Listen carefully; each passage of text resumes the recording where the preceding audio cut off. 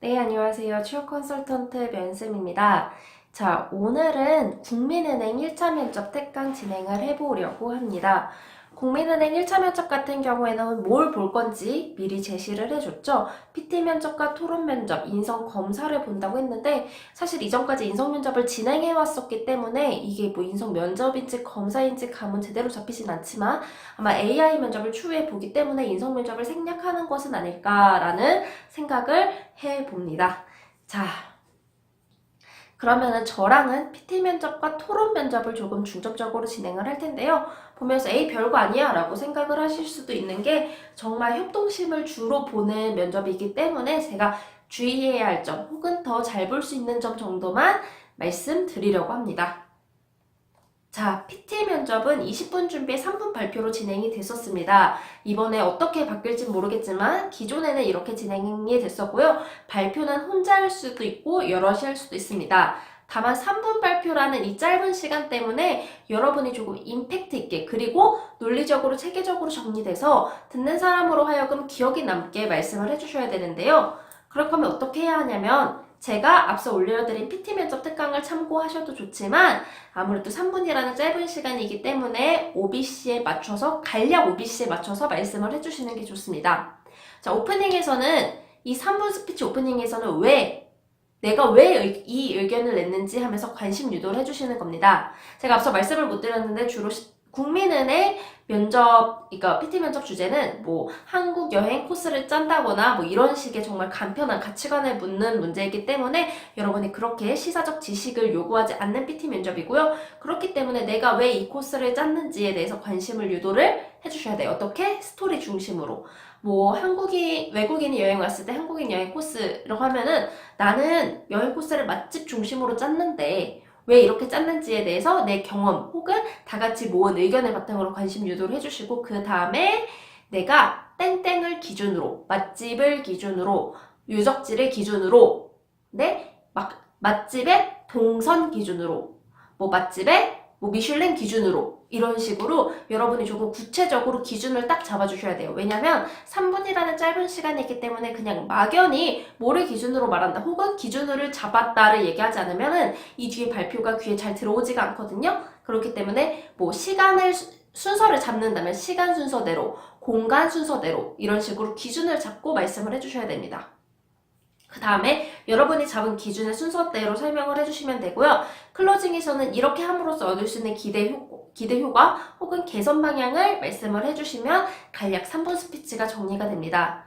PT 면접 국민은행에서 왜 보냐면은 얼마나 논리 있는지를 보려고 하는 거고 사실 그 과정에서 얼마나 협력하고 창의적인 아이디어를 내는지 이런 걸 보려고 하는 거기 때문에 여러분이 무작정 내 의견만 제시하고 무작정 나만 발표하겠다고 하기보다는 팀원들과 다 같이 모여서 의견을 서로 내는 그 모습을 보여주시면 되겠습니다. 자, 다음은 토론 면접입니다.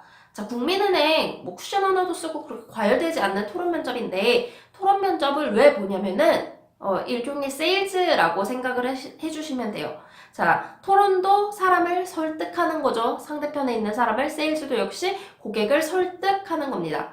자, 이렇게 토론 면접을 통해서 어떻게 세일즈를 할지, 고객을 설득할지, 어떻게 말하는지, 어떻게 조직에 적응할지를 보는 거기 때문에 여기에서 너무 과열되지 않게 해주셔야 되고 말은 적당히 정말 고객 응대하듯이 해주시면 돼요. 그리고 국민은행 토론 면접 같은 경우에는 쿠션 언어 조금 사용해 주시길 추천드립니다. 쿠션 언어가 뭐냐면 뭐 맞지만 이런 식으로 왔다 갔다 논쟁이 심화되지 않도록 어느 정도 깔아주면서 말씀을 진행을 해주셔야 됩니다. 그러면은 이 토론 면접에서 어떻게 해야 내가 조금 논리적이고 저 사람을 설득할 수 있을까, 상대방을 설득할 수 있을까를 한번 보도록 하겠습니다. 세일즈 면접과 비슷하다고 말씀드린 만큼 세일즈 면접에서 진행해야 하는 신뢰성과 차별성, 경제성을 제가 빼왔어요. 이걸로 말씀을 드리자면 가장 먼저 상대방의 신뢰를 줘야 돼요. 역시 가치관 관련해서 그렇게 어렵지 않은 주제가 나오거든요. 이때 실제 인구의 몇 %가 이렇게 하고 있다. 실제 다른 사람들도 이렇게 하고 있다. 실제 20대가 가장 선호하는 방식이 이거다. 이런 식으로 다른 사람도 하고 있다라고 하면 구체적 근거를 제시하며 이 선택이 여러분이 서 있는 이 입장이 믿어도 될 만하다. 믿어도 될 만하다, 신뢰가 있다를 보여주시면 되겠습니다. 그 다음에 차별성을 보여주셔야 되는데요. 이 선택이 반대 상황에 비해 어떻게 하면 차별화가 되는지.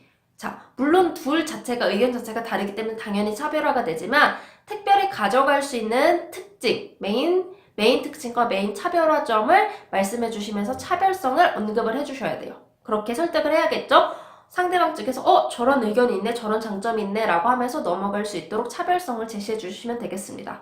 그 다음에 이 선택으로 얻을 수 있는 혜택, 경제성을 설명을 해주시면 되는데요.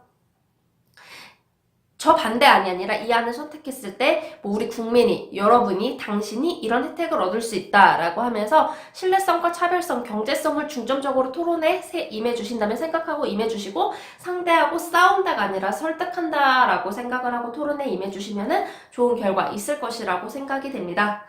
자, 국민은행은 이렇게 주로 협동하는 면접이 많이 나오는데요. 진행하시면서 어려우신 점이나 혹은 뭐 인성 면접을 진행할 것 같아서 조금 걱정이다 라고 하시는 분들은 위로 나가는 주소로 연락 주시면 되겠고요. 그러면 뭐 그 외에 궁금하신 점을 또 연락 주시면 되고, 구독과 좋아요 눌러주시면 되겠습니다. 자, 오늘 모두 수고하셨습니다.